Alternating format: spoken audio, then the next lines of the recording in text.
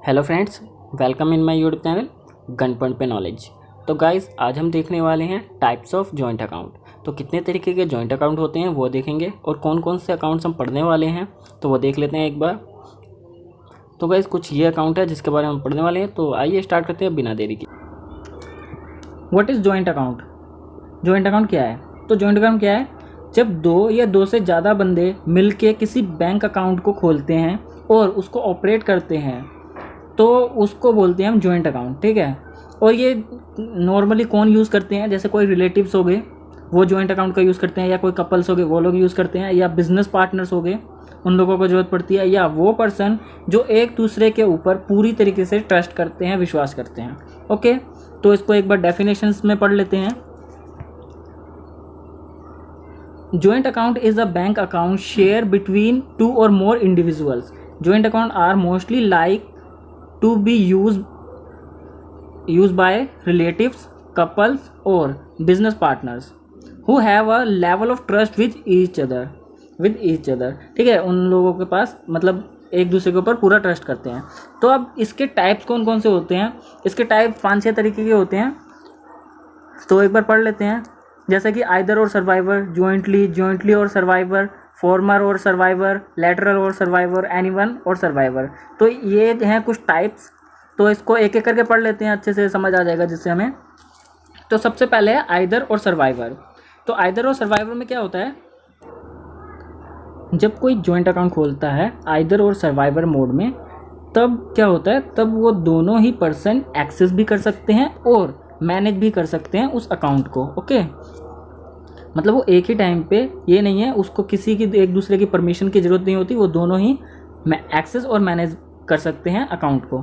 Okay, in case अगर कोई एक की डेथ हो जाती है या कोई मर जाता है या पास अवे हो जाता है, तब जो दूसरा पर्सन है उसको सारा का सारा पैसा मिल जाता है, और वो अगर चाहे तो आगे उस अकाउंट को कंटिन्यू कर सकता है, आगे उस अकाउंट को चला सकता है। अगर वो ना चाहे तो उस अकाउंट को वो बंद करके सारा पैसा ले सकता है और जा सकता है। ओके, तो दूसरा आ जाता है जॉइंटली। तो जॉइंटली में क्या होता है? तो इसमें जैसे कि इसके नाम से ही पता चल रहा है जॉइंट, मतलब वो दोनों ही पर्सन एक दूसरे के साथ जुड़े हुए हैं कि अगर किसी भी एक पर्सन को भी कोई पैसे निकालने हैं तो दूसरे के परमिशन के बिना वो ऐसा नहीं कर सकते। इसमें क्या, एक विड्रॉल फॉर्म पे दोनों पर्सन जब तक साइन नहीं करेंगे तब तक एक पर्सन को या किसी भी पर्सन को पैसे नहीं मिलेंगे। इसमें क्या होता है? दोनों पर्सन के सिग्नेचर ज़रूरी होते हैं। और इन केस अगर किसी की डेथ हो जाती है इसमें, तो जो दूसरा पर्सन है उसको सारे पैसे मिल जाते हैं और उसको अकाउंट बंद करके जाना पड़ता है। मतलब अकाउंट उसको बंद करना ही पड़ता है, वो आगे प्रोसीड नहीं कर सकता है उस अकाउंट को। ठीक है, आगे वो नहीं चला सकता है। तो तीसरा आ जाता है जॉइंटली और सर्वाइवल। तो इसमें भी ठीक जॉइंटली की तरह ही होता है कि अगर किसी पर्सन को पैसे निकालने हैं या किसी थर्ड पार्टी पर्सन को पैसे पेमेंट करनी है तो उस टाइम दोनों के सिग्नेचर की ज़रूरत होती है।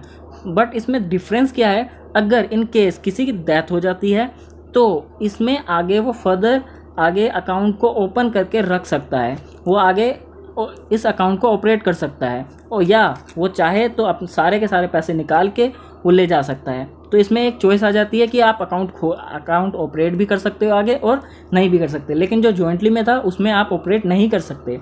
ठीक है, तो इसमें तो एक इम्पॉर्टेंट नोट है वो देख लेते हैं, जो आरबीआई की गाइडलाइन है एक छोटी सी। तो इसमें क्या होता है कि मान लीजिए एक पर्सन है और ये जो है ये इसका बेटा है। अगर ये जॉइंट अकाउंट इन दोनों के बीच में खुलता है तो ये बंदा सारा पैसा ले सकता है। ठीक है, क्यों? क्योंकि इसका लीगल हायर कौन है? ये उसका बेटा ही है। बट इन केस अगर पार्टनरशिप में किसी बंदे ने खोली है, ये बंदा इसका क्या है? पार्टनर है, तो ये बंदा सारे पैसे नहीं ले जा सकता। क्यों? क्योंकि ये बंदा इसका लीगल हायर नहीं है। ठीक है, तो ये जो है उसका पैसा एज अ ट्रस्टी की तरह अपने पास रख सकता है, लेकिन उसको यूज़ नहीं कर सकता। ठीक है, जब तक इस बंदे का लीगल हायर कोई नहीं आके उसको क्लेम करता तब तक वो पैसा उसको नहीं मिलता। ठीक है, तो ये जॉइंट अकाउंट का एक वो केस है, मतलब ऐसा होता है। तो अब आ जाइए दूसरा, मतलब फोर्थ क्या है? तो अब आ जाता है फॉर्मर और सर्वाइवर। तो फॉर्मर और सर्वाइवर में क्या होता है कि जब तक एक पर्सन जिंदा है तब तक वो दूसरा पर्सन उस अकाउंट को एक्सेस नहीं कर सकता, ना ही मैनेज कर सकता, ना ही किसी तरीके की पेमेंट कर सकता है और ना ही उससे जुड़ी हुई कोई एक्टिविटी कर सकता है। ओके, तो एक एग्जांपल ले लेते हैं। जैसे कि ये एक पर्सन है जो प्राइमरी पर्सन है और ये दूसरा पर्सन है जो सेकेंडरी पर्सन है, ठीक है। तो जब तक ये पर्सन प्राइमरी पर्सन जिंदा है तब तक ये सेकेंडरी पर्सन इस अकाउंट में कुछ भी नहीं कर सकता, ठीक है। जैसे ही इन केस प्राइमरी पर्सन की डेथ हो जाती है तब वो सारे के जो भी सारे राइट्स सेकेंडरी पर्सन के पास आ जाएंगे। जो भी राइट्स प्राइमरी पर्सन के पास है वो सारे के सारे राइट्स सेकेंडरी पर्सन के पास आ जाएंगे। ओके, तो आ जाइए अब अगला देख लेते हैं।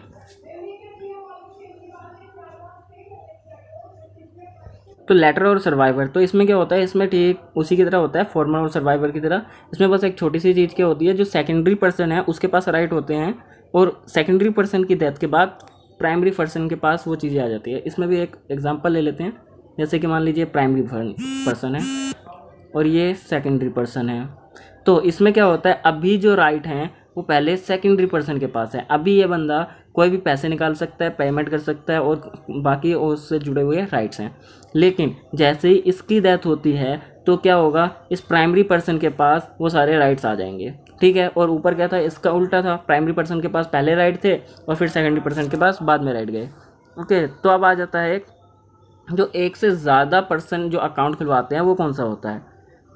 जो नॉर्मली पार्टनर्स वगैरह खुलवाते हैं वो है एनीवन और सर्वाइवर।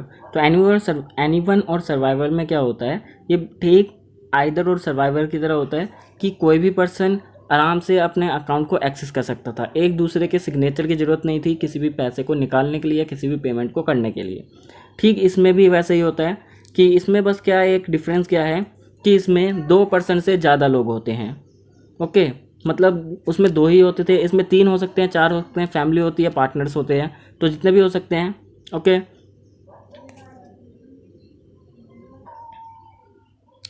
इन केस अगर किसी की डेथ हो जाती है, किसी पार्टनर या किसी अकाउंट होल्डर की डेथ हो जाती है, तो जो बाकी जो सर्वाइव कर रहे हैं, बाकी जो बचे हुए हैं, वो पर्सन उस अकाउंट को ऑपरेट कर सकते हैं, चला सकते हैं और अगर चाहें तो उस अकाउंट को बंद भी करा सकते हैं।